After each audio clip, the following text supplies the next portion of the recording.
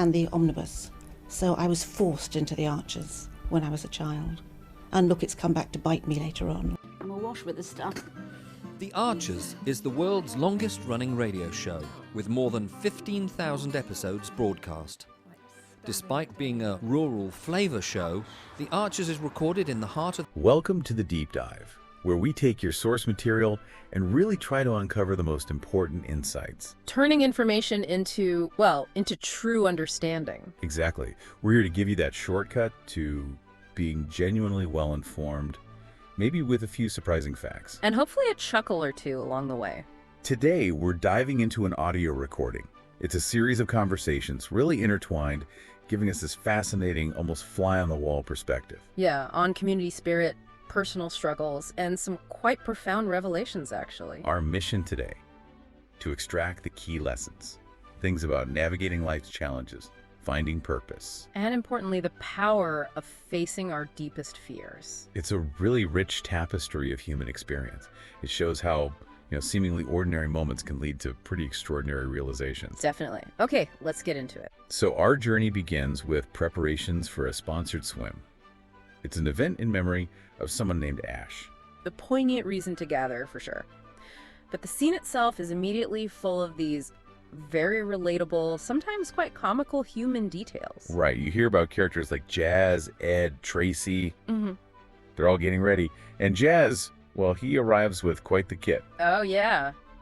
His paddle board, a pump to blow it up. And even flippers, just in case. Which leads to Ed's great quip, doesn't it? All the Right on. gear and no idea. It just perfectly captures that fun sort of human spirit amidst the more serious preparation. And we learned that Jenner, one of the organizers presumably, has said anything goes. Paddle boards, dunnies. Anything, yeah, just to get as many people in the water as possible. It shows a real community desire to honor Ash's memory. And Tracy's there too, planning a picnic on the bank, highlighting those supportive roles within the community. It's a vivid snapshot, isn't it? How personal quirks just bubble up, even when everyone's focused on a shared, heartfelt goal. Absolutely. What's striking is how the source material grounds this serious event in these wonderfully human, relatable details. Yeah, the intention, remembrance, it's clear. But the execution is full of these individual quirks. And then, almost immediately, the practicalities of a road trip take over. Oh, the car packing struggle. We've all been there. Trying to fit everything in. And Ed's travel sickness dictating who sits where. Poor Jazz gets the back seat with the paddleboard because it's first come, first served. Yeah. And then the classic road trip argument, the playlist. Right. Jazz wants to digitize this back catalog of old songs to put us in the mood. But Ed's not having it. He calls it Dross road trip music. Suggests they wait until they're actually on the open road. It really highlights that, doesn't it? Yeah. How often our personal preferences clash, even when we're united by something important. Yeah, it shows the friction and, the necessary compromise that's part of any group effort, even just getting in a car together. So speaking of individual challenges within a group, the story then shifts. We move to Lily. Ah, yes, Lily. She's decompressing after what she calls a frazzling day. Dealing with the fallout from a disaster, her word of a flower and produce show. And what's really interesting here is, despite this disaster, they're actually going to rerun the show this Sunday. But the challenges seem huge. I mean, you can't just grow new prize-winning flowers in a week, can you? Exactly. And apparently, some of the vegetable entries from the first time round got eaten. So people might have to enter their second biggest cucumber. It's quite comical, really. It is. And Lily, initially, she declines to enter again, says she's done her baking for the year.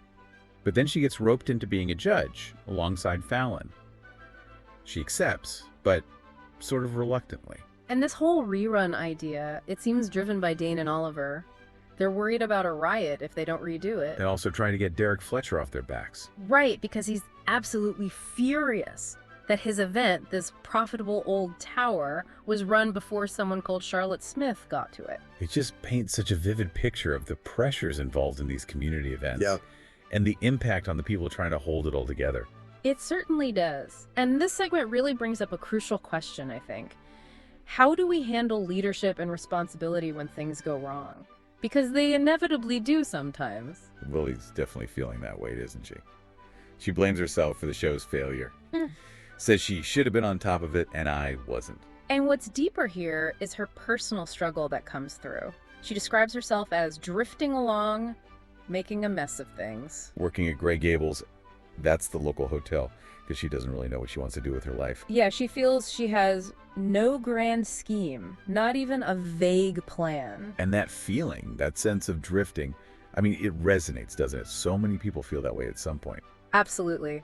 But what's interesting is she doesn't just dwell on it, she starts to identify what she sees as a bigger problem, a management issue at Grey Gables itself. Right. She mentions the tug of war at the Fate was a disaster and says no one has any idea what anyone else is doing. She even draws that parallel to hospitals where different departments don't talk to each other. Which leads to her idea for a solution, this job swap concept, to help staff understand each other's roles better. It's quite insightful, really, but you have to wonder, is it actually practical in a place like Grey Gables?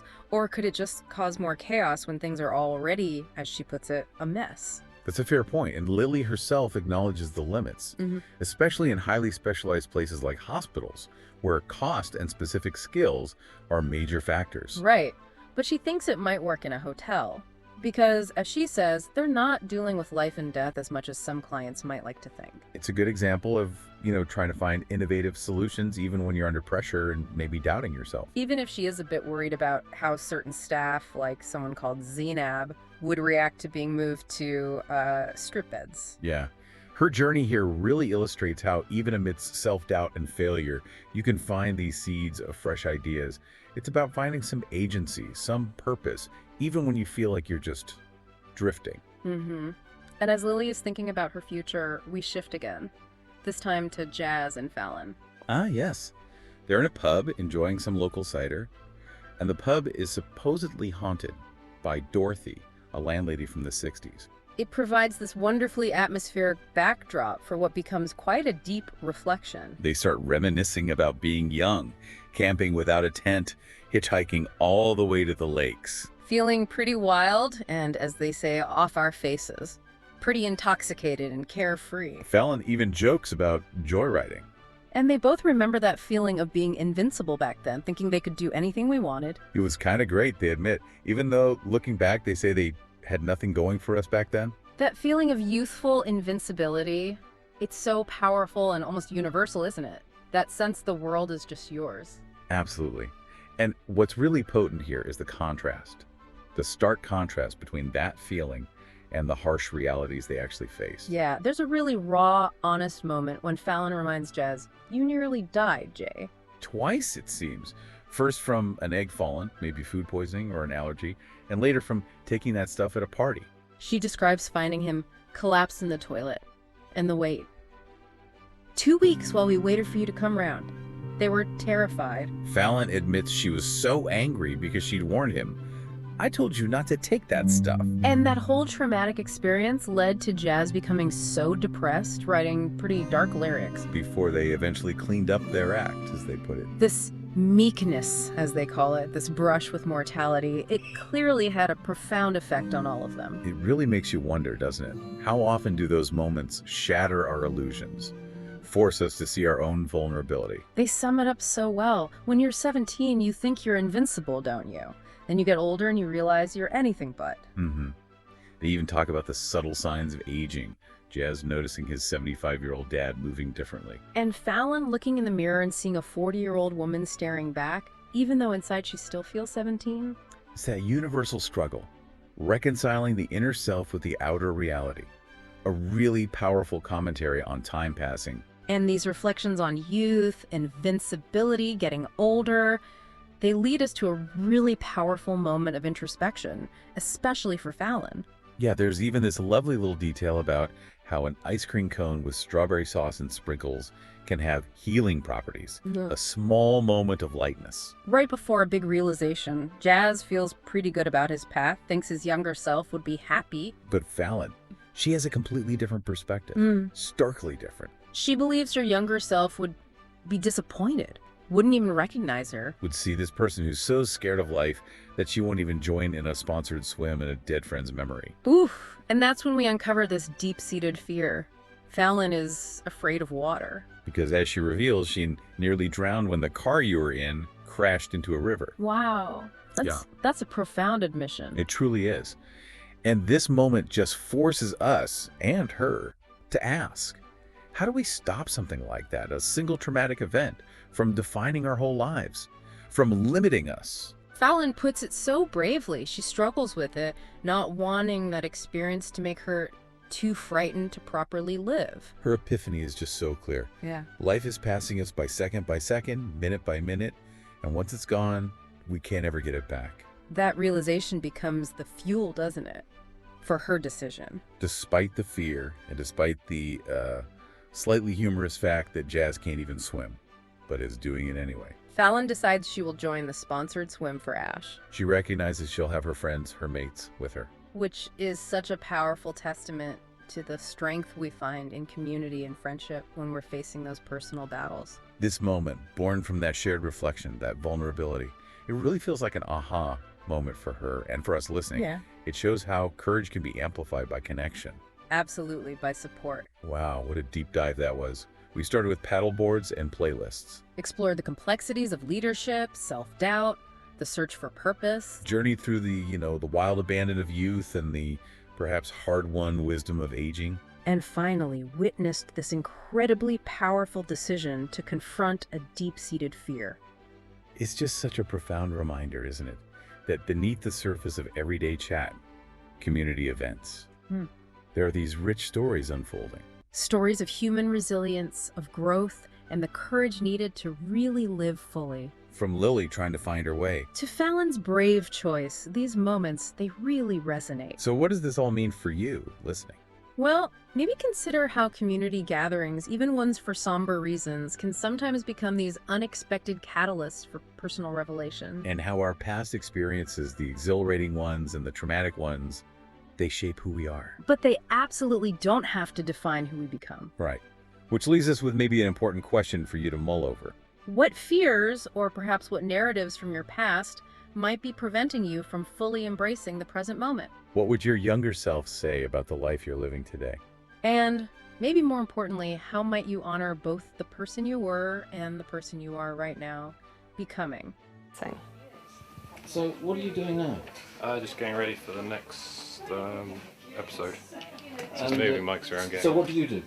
I do the spot effects on the archers. Any Are you what we movements call Foley then? and- kind of. Yep. Okay. And these are all part of the paraphernalia of production. Yep. That's the bull bar. That's, This one. yep. That's. Haley so wanted to be in their own place when their baby came. It's due in 2 months. Not much chance of that now. No. I mean, it would have been a stretch for them financially, mind, but I just wish there was something practical I could do to help them, Caroline. I think The Archers has had this immense popularity over the years, basically because it has always very accurately reflected the reality of life and living in a rural community at whatever